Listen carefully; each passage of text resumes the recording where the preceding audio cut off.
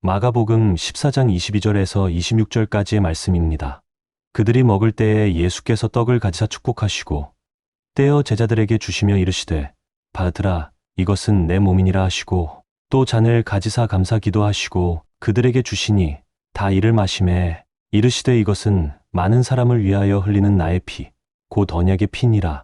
진실로 너희에게 이르노니 내가 포도나무에서 난 것을 하나님 나라에서 새 것으로 마시는 날까지 다시 마시지 아니하리라 하시니라. 이에 그들이 찬미하고 감람산으로 가니라. 할렐루야. 안정환도 편안하셨죠? 오늘은 절기적으로 종료주일입니다. 그리고 이제 고난주간이 시작됩니다. 한 주간 고난주간을 지내면서 경건하게 보내기를 원하고요. 우리 장로님 기도했던 대로 내일 새벽부터 우리 짧은 시간이지만 함께 기도하는 시간 갖기를 원합니다. 우리 모두 동참해서 하나님 앞에 영광 돌려드리고 기도함으로 인해서 우리가 은혜 받는 그런 축복의 시간 되기를 간절히 소망합니다. 우리 예수님께서는 인간의 몸을 입고 이 땅에 오셔서 십자가에 못 박혀 죽으셨습니다. 그런데 오늘 우리 예수님은 잘 아시는 대로 아무 죄가 없으셨습니다. 그럼에도 불구하고 왜 십자가를 지셨을까? 그 이유는 딱 하나, 오늘 저와 여러분들의 죄를 사하기 위해서 십자가에 못 박혀 죽으셨습니다. 그러므로 인해서 이제 구원의 문이 활짝 열려졌습니다. 따라서 누구든지 예수를 믿기만 하면 이제 구원받게 되었습니다. 저와 여러분들은 이미 예수를 믿고 이미 구원받아서 하나님의 자녀가 되었습니다. 그리고 천국 백성이 되었습니다. 이제 하나님 나라를 소망하면서 날마다 믿음으로 나아가는 그런 귀한 백성들이 되었습니다. 그래서 우리는 이 땅에 사는 동안에 그 은혜를 기억하면서 감격하고 기뻐하고 우리 입술을 통해 찬송이 끊이지 않는 그런 복된 삶을 살아야 될 줄 믿습니다. 오늘 본문에서는 우리들에게 우리 예수님이 제정하신 성찬에 관한 이야기입니다. 우리가 예수님이 하신 일이 참 많이 있죠. 우리 눈에 보이는 일도 있지만 보이지 않는 일도 많이 있었습니다. 우리가 일일이 다 소개할 수는 없지만 우리에게 보이는 것은 뭐가 있을까요? 오늘 성경을 우리에게 주셨죠. 이 성경을 통해서 우리가 구원받는 방법을 가르쳐 주셨고 그 성경 말씀을 그대로 지키고 살면 우리가 이 땅에 사는 동안에 하나님께 주신 복을 받아서 누리게 된다고 분명히 약속을 해 주셨습니다. 또 하나는 성례식입니다. 이 성례는 잘 아는 대로 세례와 성찬 두 가지를 말하고 있습니다. 오늘 본문을 중심으로 해서 우리 예수님께서 제정하신 그 성찬 예식에 우리가 어떻게 참여해야 되는지 살펴보면서 함께 은혜 나누길 원합니다. 자, 우리 첫 번째로는 읽습니다. 주님께서 성찬을 설정하신 때가 언제냐? 주님께서 설정하셨죠. 제정하셨죠. 그런데 언제냐? 한마디로 말하면 오늘 본문에 그대로 가르쳐 줍니다. 마지막 6월절 우리 예수님이 십자가에 못 박혀 죽으시 전날 밤에 사랑하는 제자들과 함께 성찬식을 마지막 6월절을 지키면서 성찬을 하셨는데 그때 이제 오늘 성찬을 제정해 주셨고 주님 오시는 그날까지 기념하라고 분명하게 말씀해 주셨습니다. 우리 먼저 22절 한번 읽겠습니다.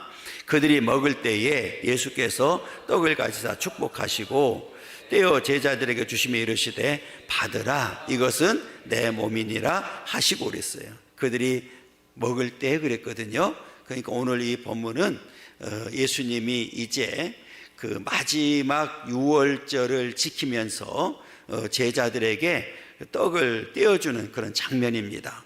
그래서 오늘 본문을 잘 보면 예수님께서 받으라 이렇게 말씀하시고 오늘 이 떡은 내 몸이다 이렇게 말씀하셨거든요.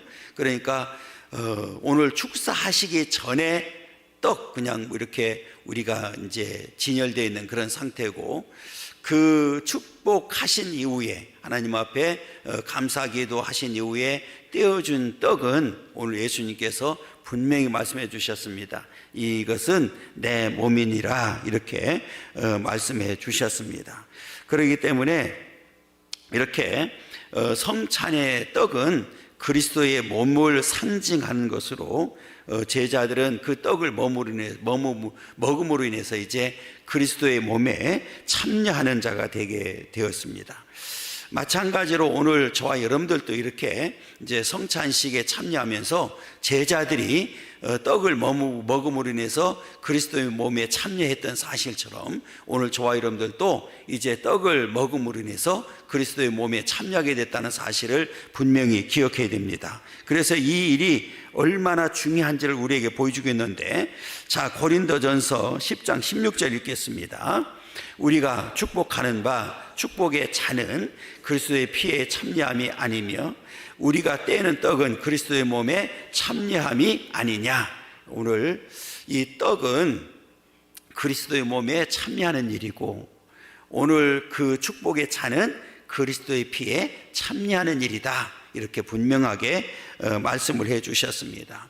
우리가 잘 아는 대로 이스라엘 백성들이 출애굽해서 이제 광야를 가게 됩니다. 광야를 가는 동안에 이들은 특별한 음식을 먹게 됩니다. 그 음식이 바로 만나입니다.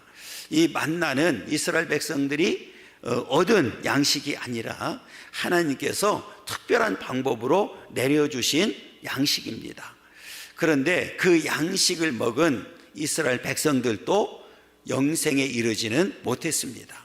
그래서 오늘 우리가 잘 아는 대로 그 만나를 먹었던 백성들도 이 광야에서 망했던, 이제 죽어갔던 역사를 보게 됩니다. 그런데 오늘 예수님께서는 이 양식이, 이 떡을 떼는 이 양식이 예수 그리스도의 살이라고, 몸이라고 이렇게 표현하면서 이렇게 예수님이 영원한 생명의 떡으로 이 땅에 오셨고 그 떡을 먹는 자들마다 영원한 생명을 얻는다고 분명히 말씀해 주셨습니다. 우리 요한복음 6장 49절 51절 읽겠습니다. 너희 조상들은 광야에서 만나를 먹어서도 죽었거니와 나는 하늘에서 내려온 살아있는 떡이니 사람이 이 떡을 먹으면 영생하리라. 내가 줄 떡은 곧 세상의 생명을 위한 내 살이니라 하시니라 그랬어요. 이 떡은 예수 그리스도의 몸이고 살이라고, 생명을 위한 내 살이라고 분명히 말씀해 주셨습니다. 그렇기 때문에 우리는 이 떡을 떼면서 영원한 생명에 참여하게 됐다는 사실을 분명히 기억하고 하나님 앞에 감사하는 삶을 살아야 됩니다. 이제는 생명의 떡이 되신 예수 그리스도께 오는 자들마다 오늘 이렇게 영원한 생명을 주신다는 사실을 분명히 가르쳐 주고 있는데, 그러면 또 23절에 또 이렇게 이야기합니다. 또 잔을 가지사 감사기도 하시고 그들에게 주시니 다 이를 마셨다 그랬어요. 이제 떡을 떼고 나눈 다음에 잔을 가지시고 하나님 앞에 또 감사기도 합니다. 그리고 그들에게 주었다. 오늘 제자들에게 주셨는데 다 이를 마셨다. 오늘 이 다라고 하는 단어가 주는 의미가 굉장히 크지요. 우리가 잘 아는 대로 그 제자가 몇 명입니까? 12명입니다. 그 12명인데 그 12명 가운데는 가룟 유다도 포함되어 있습니다. 그러니까 우리가 잘 오늘 본문을 묵상해 보면 분명히 12제자, 가룟 유다를 포함해서 12제자가 다 오늘 성찬식에 참여했다는 거예요. 떡도 먹고 포도주도 마셨습니다. 그러면 여러분, 오늘 이 가룟 유다는 어떻게 됐습니까? 분명히 성찬 예식에 참여했음에도 불구하고 그는 멸망의 길을 가고 말았습니다. 왜 그랬을까요? 형식은 있었는데 믿음이 없었다는 사실을 보여주는 겁니다.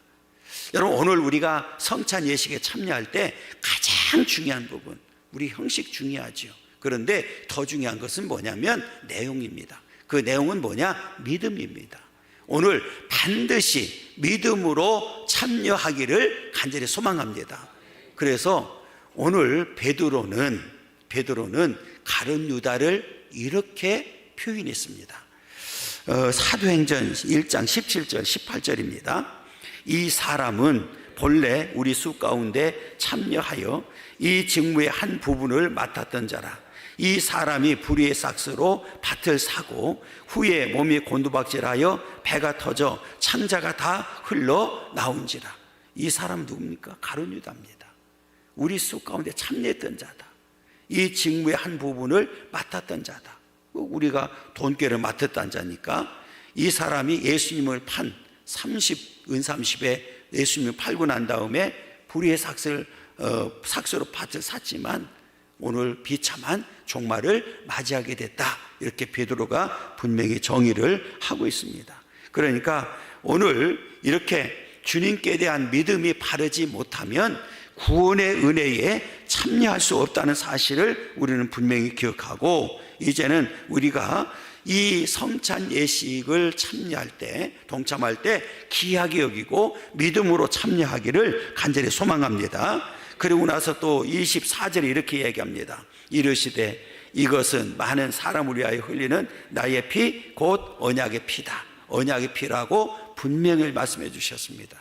분명히 이 제자들이 예수님이 주시는 포도즙을 마셨어요. 그런데 그 포도주가 결국은 예수님의 피, 예수님이 십자가에서 흘려주신 보혈의 피, 오늘 많은 사람을 위하여 흘리는 나의 피 곧 언약의 피라고 분명히 말씀해 주셨습니다. 그렇기 때문에 오늘 우리는 그 보혈 흘려주신 보혈의 피로 말미암아 저와 여러분들이 제사함을 받게 되었고, 이제 영원한 생명을 얻게 되었고, 구원의 반열에 서서 하나님의 자녀로서의 삶을 살게 되었습니다. 그렇기 때문에 우리가 성찬식에 참여할 때에 우리 이 떡은 예수님의 몸이고 그 포도주는 예수님의 피라는 사실을 분명히 기억하고 우리는 그 감사함으로 참여해야 될 줄 믿습니다. 우리가 그 당시에 제자들이 먹고 마셨던 떡과 포도주나 오늘 우리가 먹고 마시는 이 떡과 포도주가 같다는 사실을 우리는 분명히 기억해야 됩니다.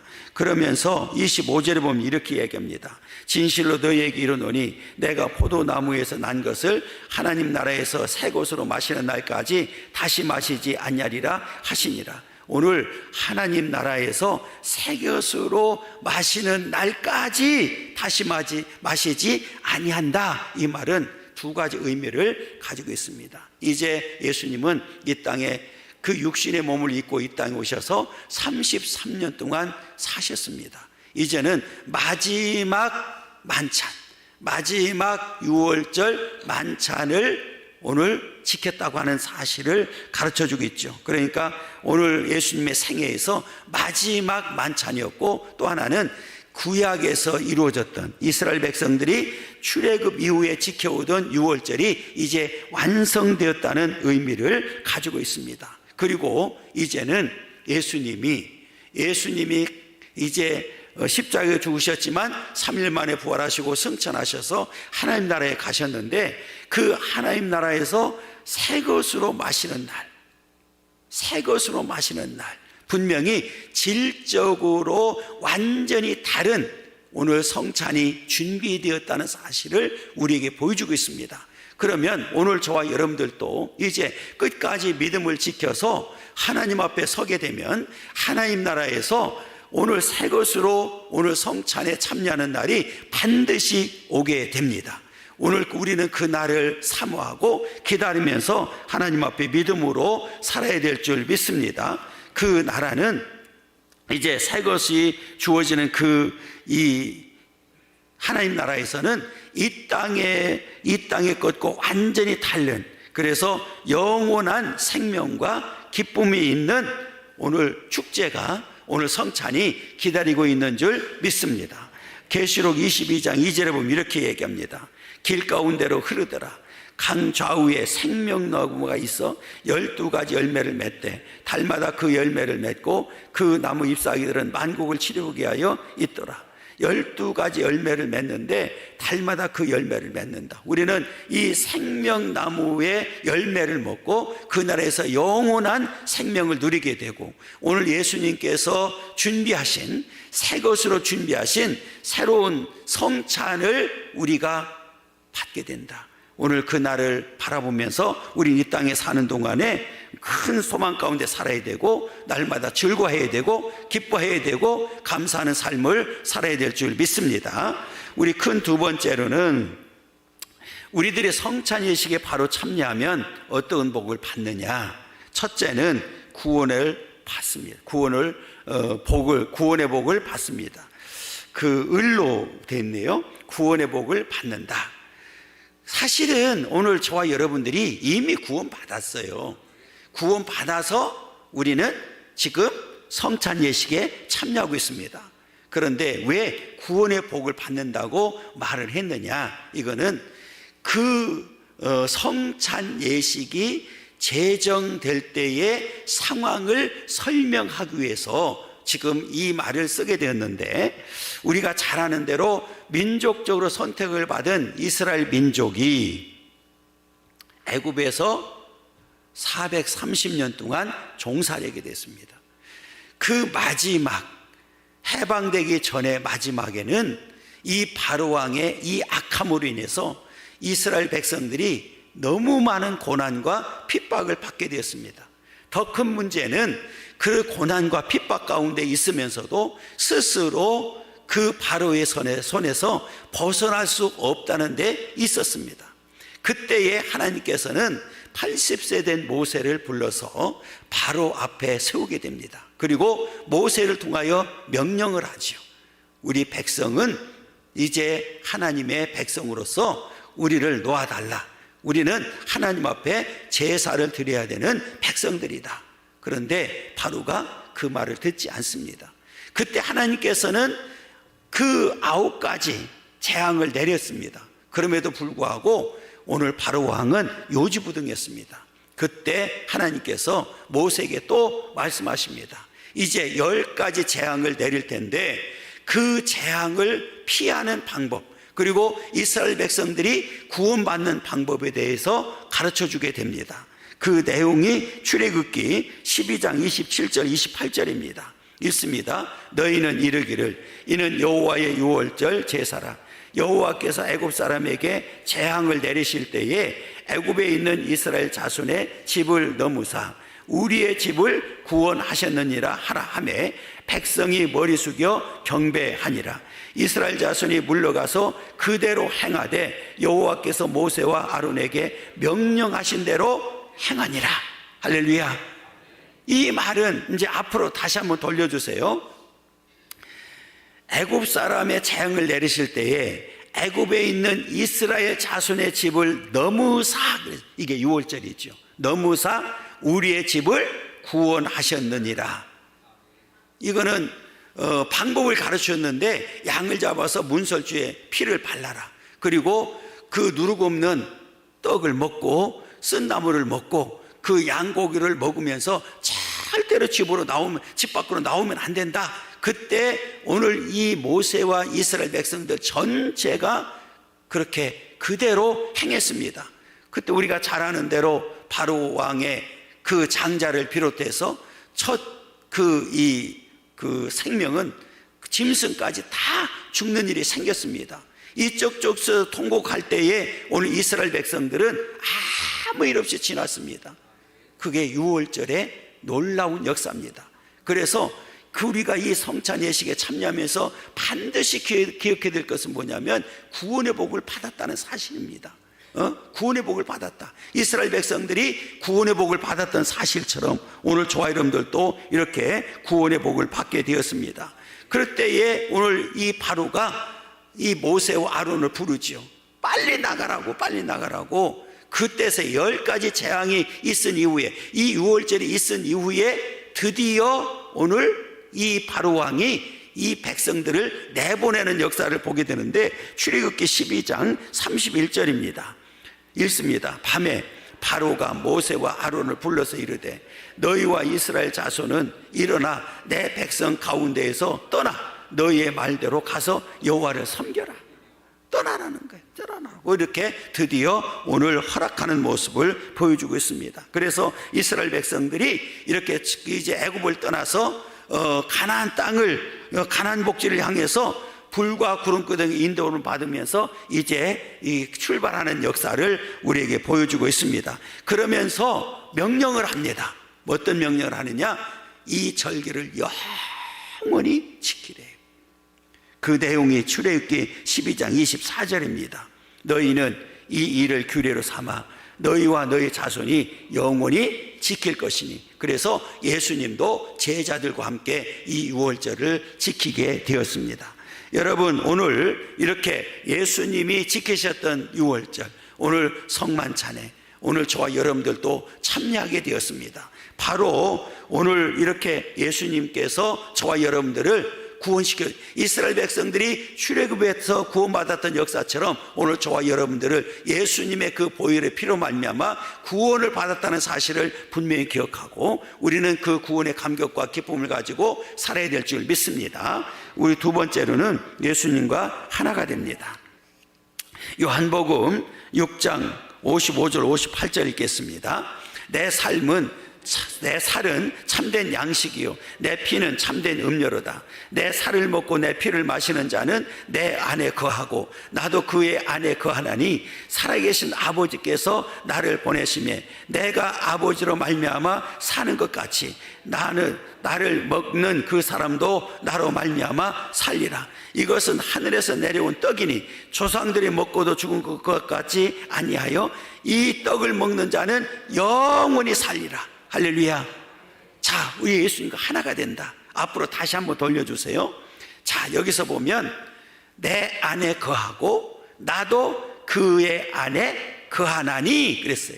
우리가 예수님과 하나가 되는 역사가 있게 된다는 사실을 분명히 가르쳐주고 있습니다. 그 다음에 셋째는 성령의 열매를 맺게 됩니다. 우리가 잘 아는 대로 나무를 심으면 이제 싹이 나고 이게 잎이 피고 꽃이 피고 열매를 맺는 사실처럼 성찬 예식에 참여하면서 우리 영혼이, 우리의 믿음과 소망과 사랑이 자라나게 돼서 우리는 성령의 열매를 맺게 됩니다. 넷째는 성찬에 참여하는 자는 이 시간에 죽어도 하늘나라에 가고 천국이 그의 것이 된다. 바로 우리 것이 됩니다. 그래서 이제는 우리가 이 성찬 예식에 참여하는 일이 얼마나 중요한 일인지를 분명하게 가르쳐주고 있습니다. 우리 마지막 세 번째로는 그렇다면 성찬 예식에 올바로 참여하는 방법이 무엇이냐?